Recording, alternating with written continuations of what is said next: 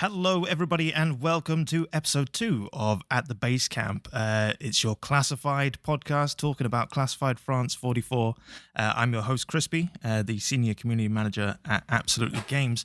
And before we get to our guest of honor, basically, I'm just going to do some quick business whilst we're here. So when this drops, the Classified France 44 will be launching momentarily. So it should be coming at you thick and fast on March 5th.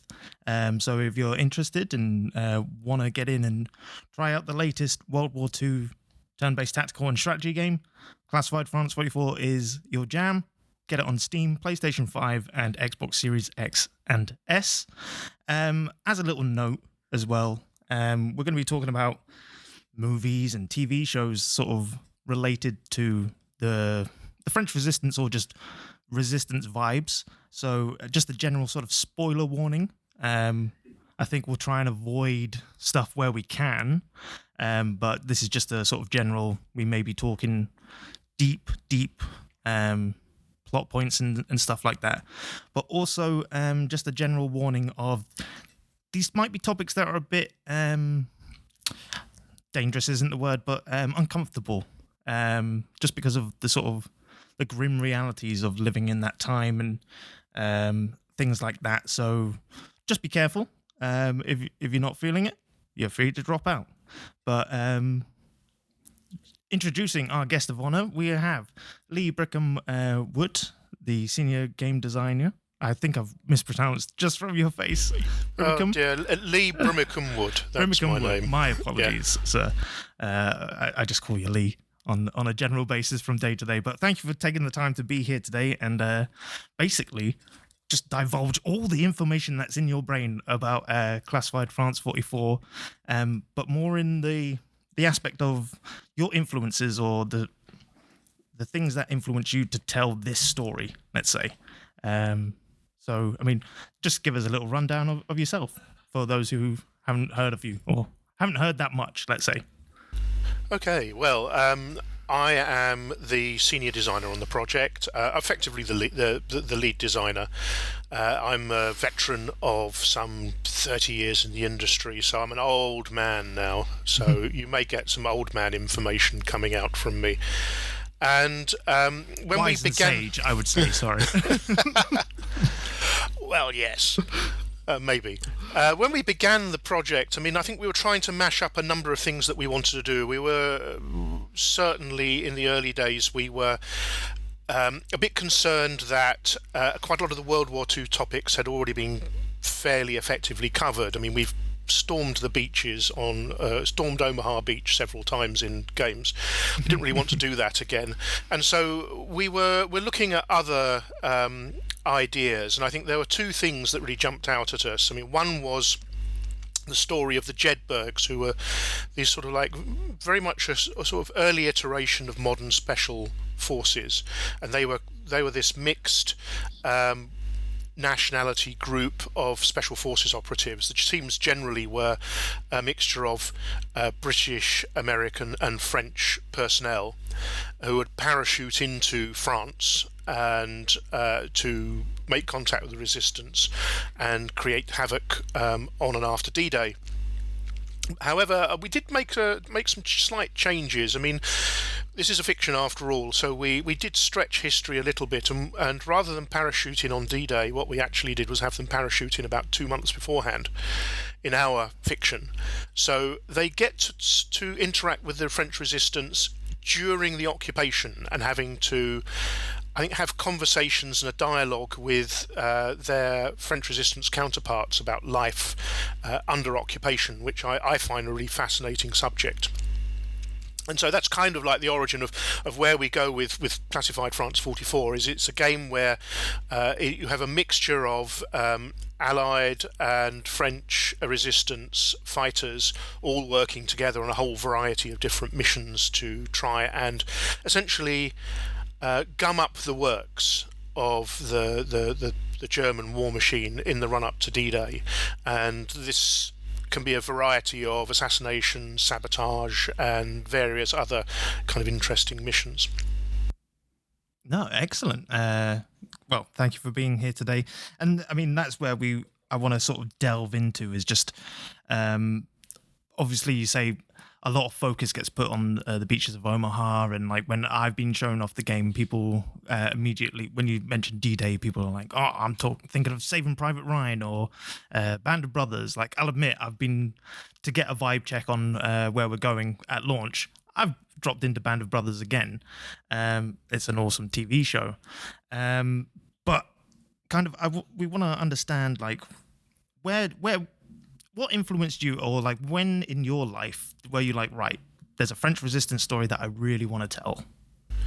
It's worth saying that, I mean, obviously Saving Private Ryan and Band of Brothers are much lauded films, but for me they kind of create a clear bright line in World War II cinema. Now, I know a few things about World War II cinema, and there's some topics you should not get me rabbiting away on, such as Showa-era Japanese war cinema.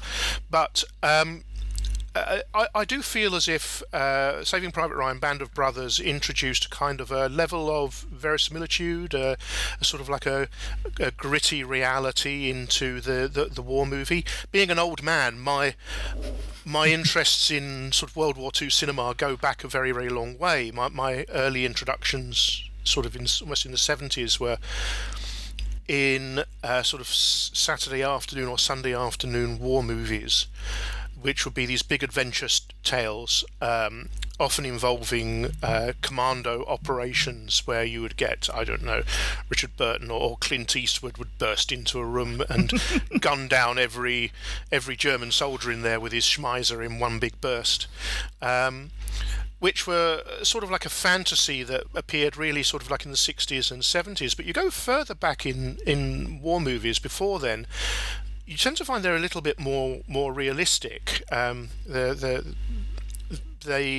weren't like the action potboiler films of the 70s.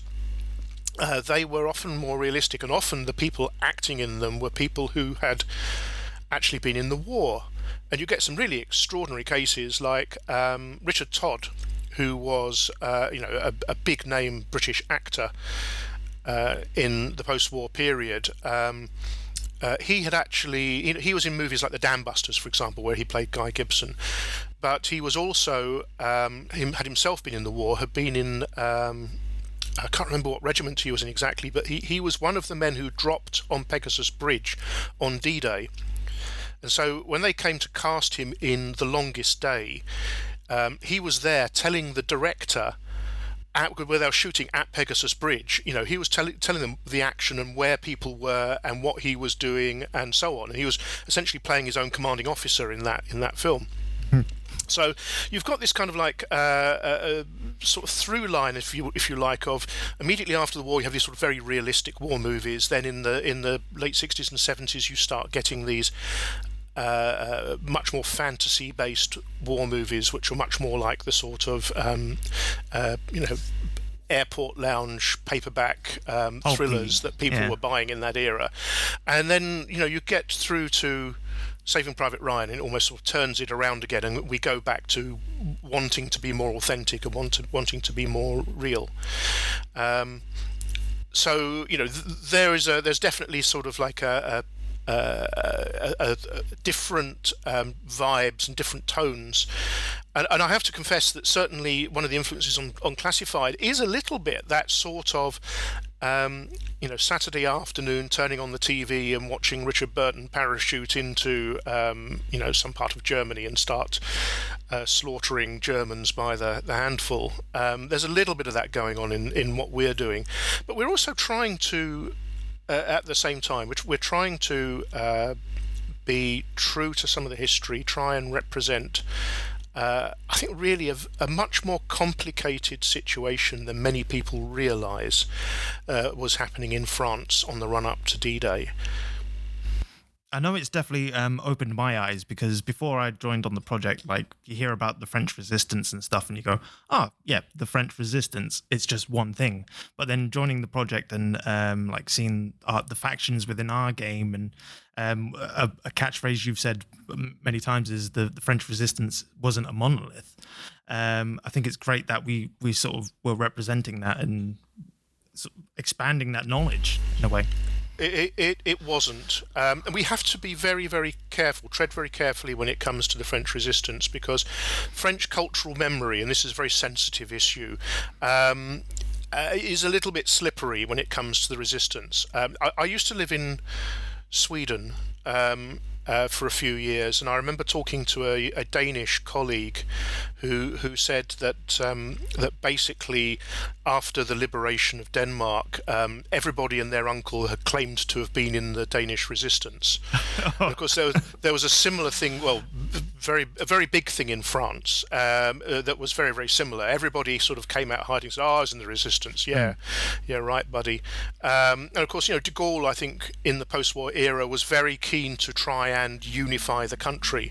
I don't think people realise how split the nation was. There was enormous schisms in French society. Sorry, I'm going to get historical here for a moment. I hope you don't mind. Go wildly. This is what we're here for.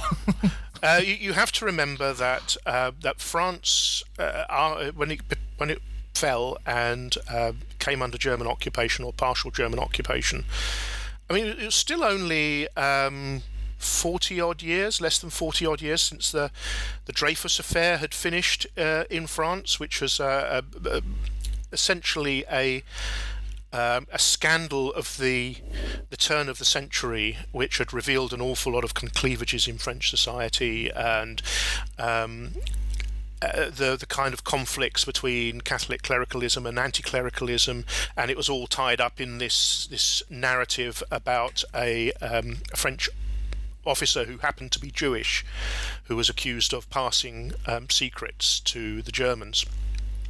And so in some ways what was happening in France in 1940 through to 45 was still echoing a lot of these sort of quite old cleavages in French society. And so when the Germans came, there were some French who welcomed it, and there were some French who were very much on board with the German program, particularly when it came to anti-Semitism. There was a lot of anti-Semitism in France in that period. And where you find the resistance initially is not necessarily in the more conservative elements, but actually in the more radical elements. It was the first people to start resisting were the socialists, the communists, the students. In many ways, you might call them the usual suspects.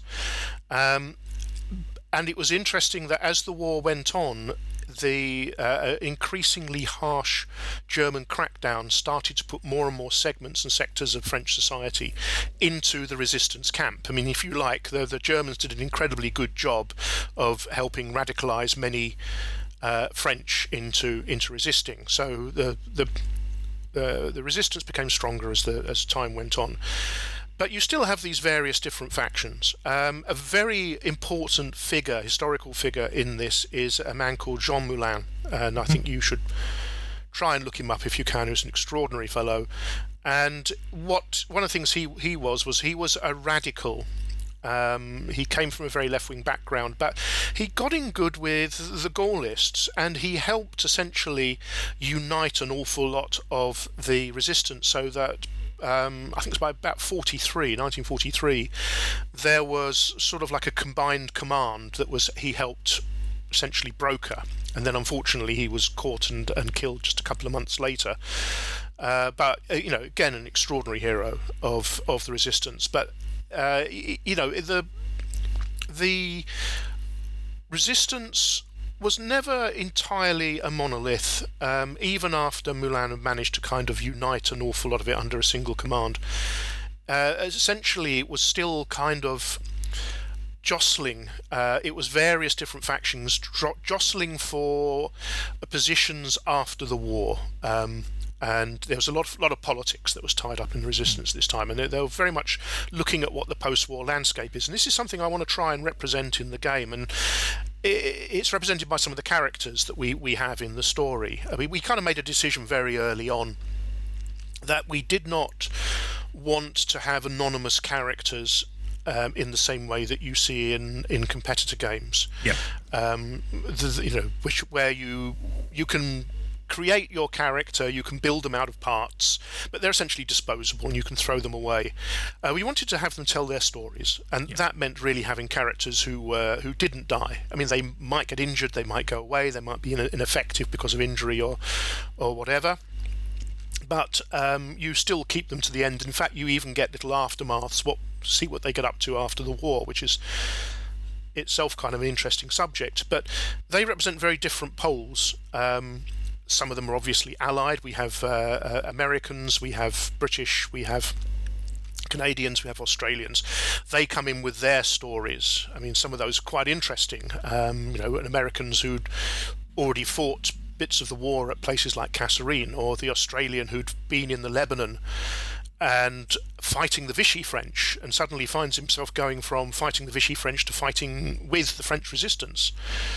And they have stories to tell, and some of them are members of the resistance, and they come from very different backgrounds. We have one who is a student or a former student who is undoubtedly is a communist.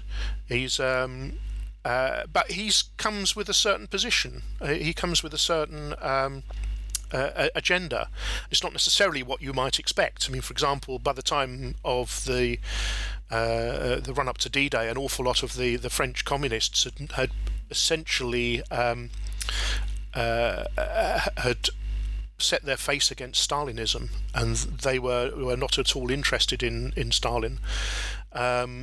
And so, this is this sort of bits of storytelling is reflected in what's going on. But these people also, at the same time, they live in this era. They live they're marinated in the culture of the late 30s and early to mid 40s. So our French student, for example, he's a connoisseur of movies, in particular American westerns, and so there's some interesting conversations that sometimes come out between the characters on these sorts of subjects.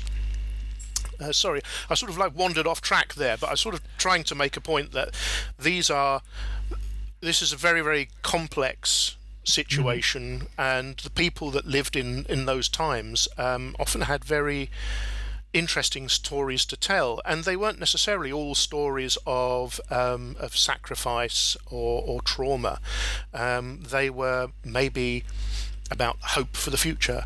They were perhaps about what the post-war order was going to be like, and in some cases they are having conversations about the price of butter, which at times actually exceeded the price of beef in occupied France on the black market. So there are many, many stories that we want to tell there. I quite like in Classified as well, like, even though your recruits will hang out at the base camp, not everyone's going to be chums, especially these people from different factions. So it's those kind of complexities, I think. I especially enjoy just when I get to go to the base camp. I've had a harrowing mission, let's say, and getting some relief from people joining, or a little combative snipping it at each other. Oh yeah, I mean, there's a lot of arguments that these people have. There's the student I was just talking about, for example, if he gets talking with the American officer, they might well have a conversation about what's going to happen in the post-war, and the student's basically going, well, we thank you Americans very much for helping us out, throw the Germans out of our country, but when the war's over, can you just go home? And the American officer's going, well, what if we don't? And the student just says, well, we'll start fighting you.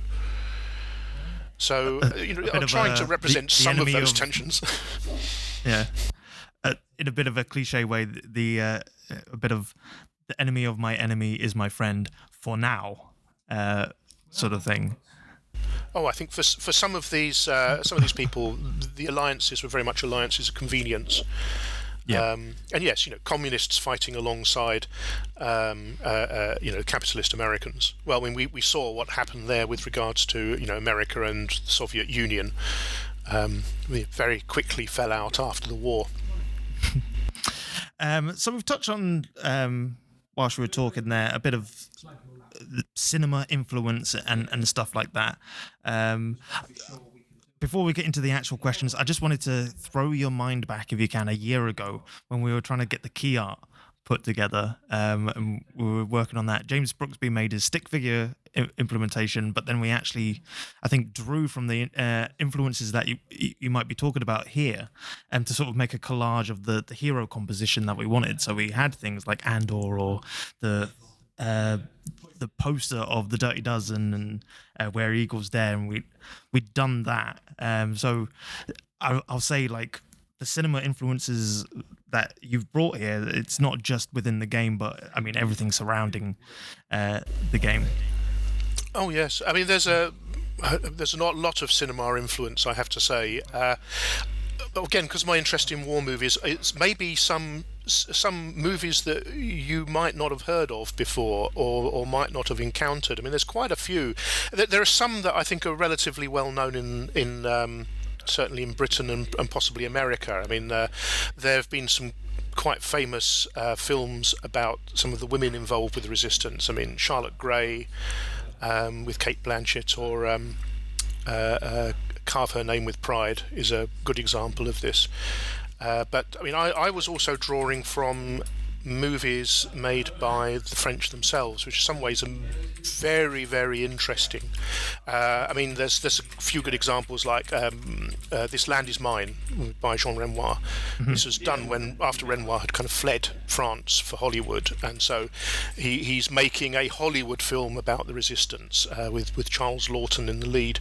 But there's others as well, particularly post-war films. The Battle of the Rails, which is kind of an interesting film that looks at the efforts by the resistance in conjunction with the railway workers to sabotage the French railway system, which was actually a really important part of the run-up to D-Day.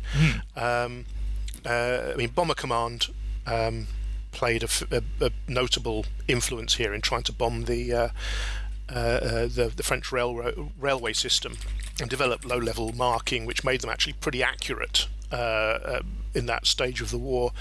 But the railway workers themselves were working to sabotage the railroads. There are other films as well. Line of Demarcation's an interesting one, particularly since it deals with what happens in a French village as all the members of the village watch their Jewish neighbours slowly disappear. It's quite a harrowing film. Yeah. There's more recent ones like Free Men, which I think covers the subject of Maghrebi French citizens, people from Algeria and Morocco, who are in Paris helping do things like squirrel refugees away to either the free zone or to other safe spaces such as Switzerland. And of course, there's one of the great films about the subject was a film called Army of Shadows by Jean-Pierre Melville. Melville, interestingly enough, is not his real name. That was actually his code name, right? Code name, yes, when he was in the Resistance.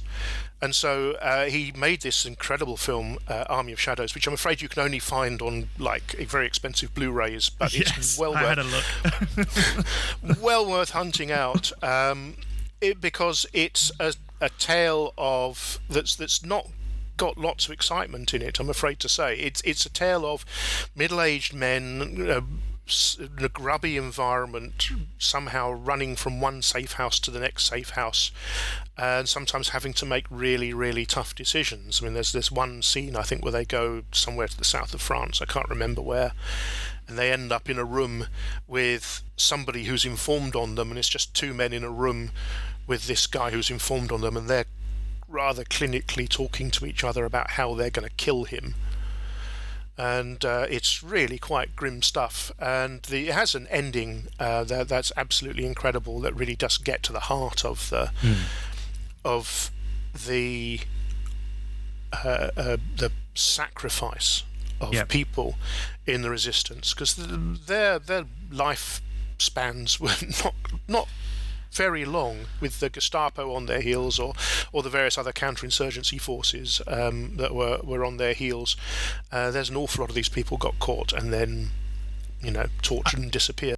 I think that's one of the sadder parts, right? Is there was these people working for the resistance and stuff, and a lot of them just didn't know what their actions surmounted to, right? Like they did their work and unfortunately may have been killed off or taken as prisoners of war, and don't get to see what their actions and the consequences of those actions sort of led to, in a way, which is quite, like you say, harrowing and bleak. Yeah, I mean, to a certain extent, they had to operate on faith that somehow what they were doing was making a difference, and they might not get much information through the chain of command, particularly since later on, or even from the early days of the resistance, they were sort of all broken up into lots of different cells, so that it was hard to roll up whole networks if any individual cell was betrayed.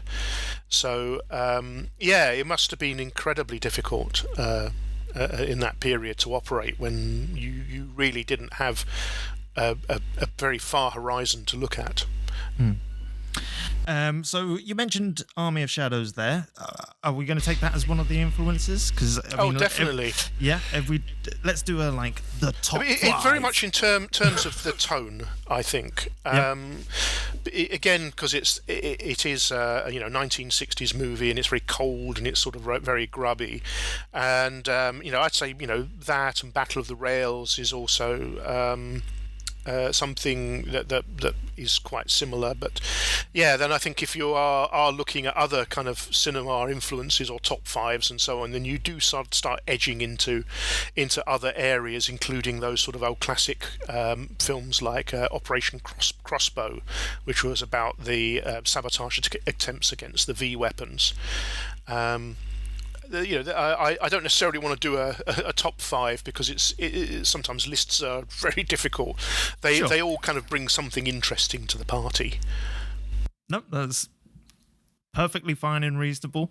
So let's focus on Army of Shadows then. Unfortunately, I wasn't able to view it, as you say. It's tough to come by. Looking at the price on Amazon, but one of the things, whilst I was doing research and the clips I got to see, there wasn't much dialogue from the clips that I could see. That's possibly because it's a French movie and people weren't trying to clip those bits out. It's very much a film in which people do things. Yes. They don't need to talk. In fact, sometimes you're in an environment where talking costs. So yes. No, they were men of action. Yeah, but very much so. From the clips that I was seeing and the bits of reviews or retrospectives, it was the tension from no dialogue happening, and then mixed with the bleakness of from one video that I was watching, someone described it as you might even think it was black and white, because it's just so grey and lose. Yeah, I think you could easily watch that film in black and white and not notice very much. It's very much that kind of 60s movie stock, which is just a little bit flat. It's not bright Hollywood lit, it's Northwest European lit, and so ever so slightly grey. In terms of the visuals, it's very cold looking, without a doubt. So it seems like more of an art question, but I think I want to try and get at a seed of in Classified, it's not as bleak and grey and dark as Army of Shadow, let's say. So was that a deliberate point that we didn't want to just drag people through the emotions or make them feel down? There was it was one of the earliest discussions we had on the game was on the visuals, and one of the things we wanted there was it to be quite bright. In fact, the very early discussions were revolving around the fact that we'd seen Band of Brothers and Saving Private Ryan, and ever since then all of these films are desaturated. Everything, even the games are as well. All the visuals are desaturated, and you get the impression that the whole kind of the past was somehow desaturated. It's almost as mad as making everything in the past look sepia or something. It's just it's a bit of a shame, really, because obviously the past was quite a bright thing. It was interesting. We went back and forth on the colour palette a few times, and I know that again early on we were trying to go for something bright. In the end, we did desaturate very slightly to try and find where we are, but I don't think we've gone quite the extent to which some other games on World War II have. So there's definitely a lot more colour in our game. Excellent. And then you were mentioning earlier that which film was it where someone played his own commanding officer? Oh, Richard Todd in The Longest Day, Yeah. yes. So on my research, I found that there's a character within Army of Shadows who actually plays himself in the movie. That's news to me. That's fantastic. It's a colonel. I don't have the name to hand, but as you mentioned, Jean-Pierre Melville, he was in the French Resistance, and then Army of Shadows was based on the book. Well, the film is based on the book Army of Shadows, but there's considerable differences, I hear. But the book written by Joseph Kessel, who was also in the French Resistance, written in 1943, if I'm correct. So, I mean, of course, they want to tell this story. So, I mean, not to be rudely, but I don't think you're in the French Resistance. If you were, you're looking fabulous. No, I'm not that old. I mean, just like, I can understand why they have like a personal reason that they want to share this, but like, why do you? I've just sort of got a sort of generalised interest in counterinsurgency, and it's been something I've been studying for some years. And so, obviously, when we think of counterinsurgency, we think of much more recent wars. When I was growing up, there was Vietnam, was in the news quite a lot, but then later we had to more recent years we had to deal with Afghanistan and Iraq and so on.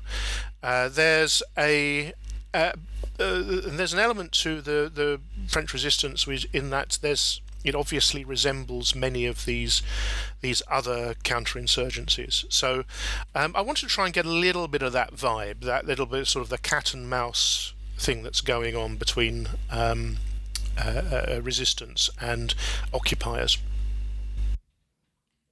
Oh, amazing. Which other influences? We've got Army of Shadows, Rail Bridges, anything? Yes, I mean, I think we did touch on I think you mentioned earlier, Andor, Star Wars Andor, which is an extraordinary show. I can't help feel but that Tony Gilmore, who was the showrunner on that, has actually watched some of these films and is familiar with them.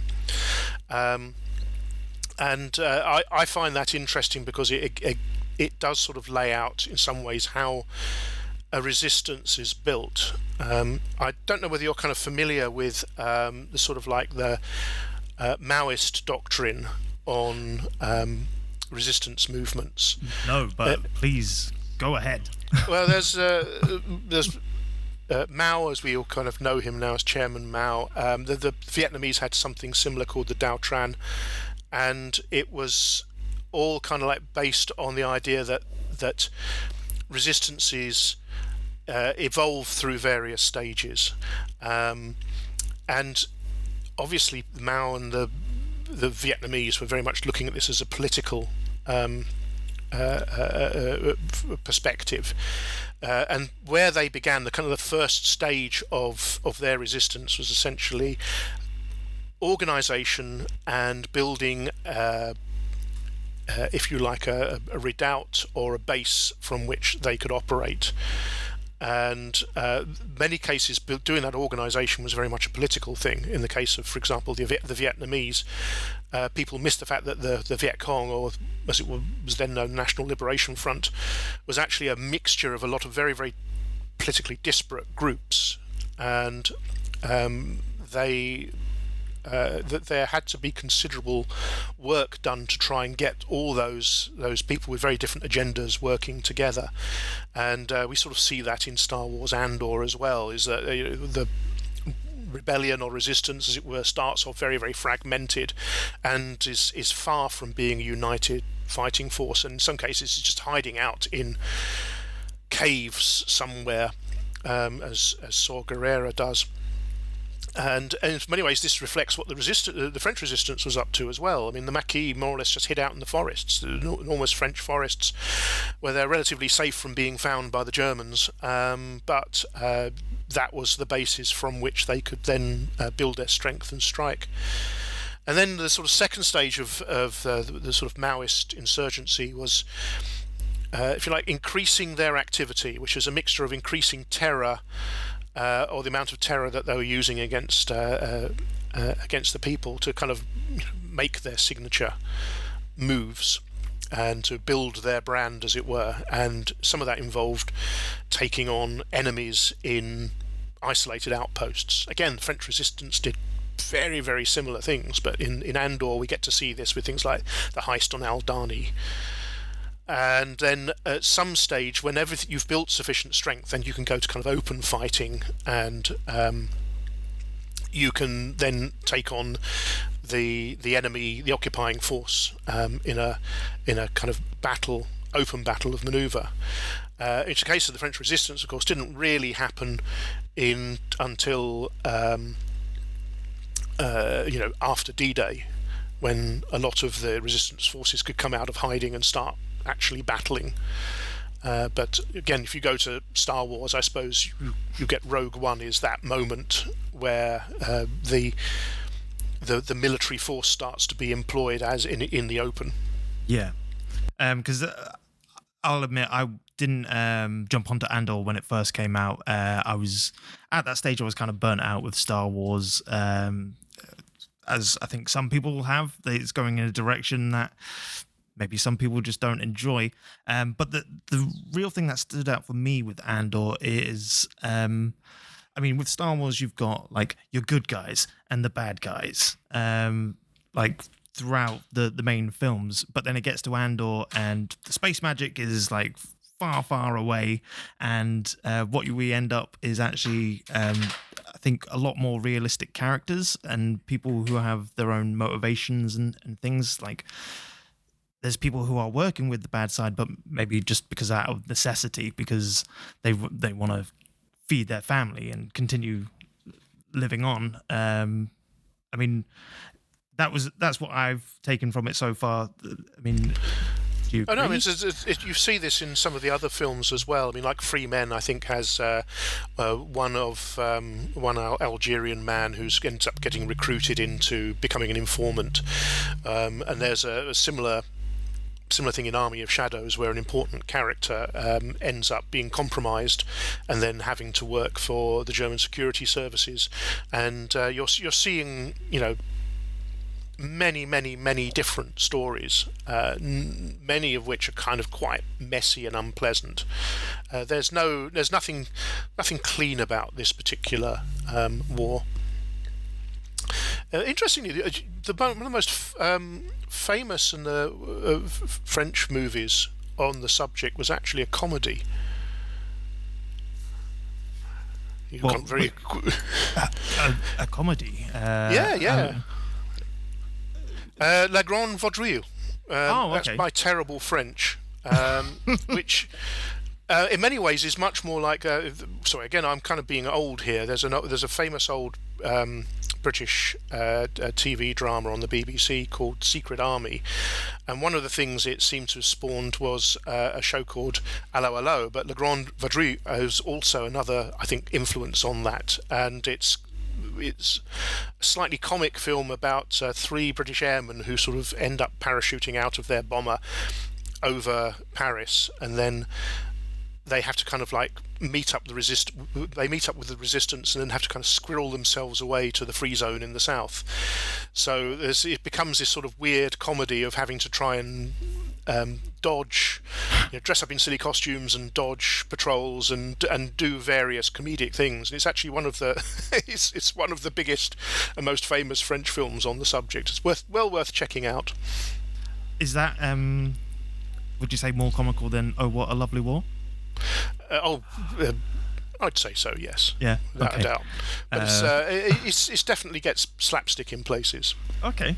I'll actually be interested to watch that. As a note, if there's anything Lee's said here or references, I'm going to try and find them, links in the description below, just for people to go find them themselves if they want to. They're so interested. We close to wrapping up here, Lee. But any other influences or anything that you wanted to share with the lovely folks at home? I think there's just too many influences to call on. I mean, obviously, I was drawing in many cases. I mean, I draw on cinema in many ways for the tone. But I was drawing on history as much as possible for a lot of background material, and sort of very much trying to give a sense of what these people were like and the world in which they lived, which was a lot more complicated. So a lot more complicated narrative than maybe some films or some media present. Certainly one of the things I really wanted to avoid in terms of the tone was too much of what I think of as the trauma of war. People being very, very traumatized by it. I mean, they undoubtedly are, but let's face it, a lot of the people that fought these battles, most of them got through it. Perhaps the trauma didn't emerge until a much, much later date.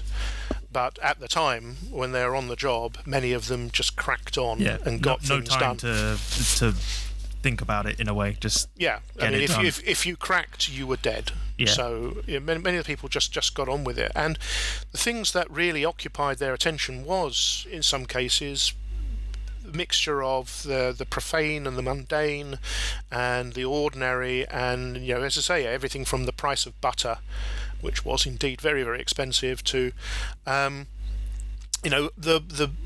what collaborators are up to. I mean, there's a discussion at one point, I think, in the game where they're talking about how the farmers made out during the occupation, because the farmers in many cases had a good war. Something that's not really talked about very much, but the Germans didn't really occupy the countryside except at various strong points, and so it's not uncommon for many farmers to have only occasional contact with the Germans, and yet they were obviously a source of food supply, and in a lot of cases the cities were coming to them. They would either be having people coming out of the cities to try and forage for food, or people coming out to purchase direct from the farmers, or black marketeers who are doing deals with these people. And in many cases it was sort of like a quite prosperous time for many of the farmers. And so there's this kind of element of, what are they? Are they collaborators, or are they people who are just doing really well, or whatever? And there's bits of that discussion that sort of try to make it in. And I don't try and dwell too much in the game on things like atrocities. They were there, they did happen, we know about them, we know the dangers that these people lived under, and there's certainly a tension, I think, in the air. Was one of the things I wanted to get into the conversations was, in some cases, the fact that they were people living in a very tense environment under stress, but they're having jokes, and they're talking about things that happened before the war, or things they want to do after the war, or there's one of the, and some of these are based on real stories as well.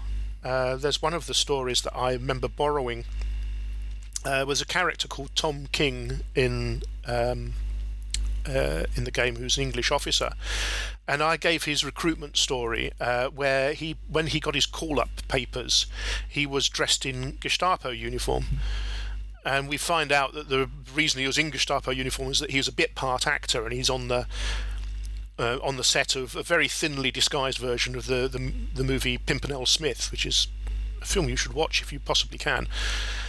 And this is actually based on a true story. It was actually of an RAF pilot who was indeed a bit part actor of that era, and was when he got his call-up papers, he was on the set at Denham Studios dressed as a Nazi. Be a wild ride, I imagine, or a train of emotions and thoughts, like very conflicted as you're in that character. No doubt. But yes, he was. I like these little stories, these little vignettes of life in wartime, which are not necessarily what you often see in war movies, where I think they're far too concerned with trying to draw out the hurt and the trauma. And also something you don't see in like these types of games, right? As you say, in competitors, people usually create the stories outside of the game. Let's say that they make a team of their. Oh yes, I mean I'm sure we've all done it where we make our own team, we give them our own names. In my case, it's always the names of my favourite movie actors and so on. And it was always sad whenever Sean Connery was killed. But we usually say we make our own stories, and that was an option that was definitely on our. That we had in front of us that we did discuss quite intensely at one stage during development. But I think the way we went allowed us to get a lot more complicated stories in, and I'm hoping that people enjoy them. I'll definitely say the Basecamp sections are one of my favourite parts. Like I was saying, you've come out of a mission, you've got through by the skin of your teeth, and then there's some gameplay benefit, of course, getting your morale back up, but just those little tidbits here and there of their personal lives and their thoughts and feelings. It's a big, and arguing big over music. Yeah, that was also an important thing. Hey, it happens today, right?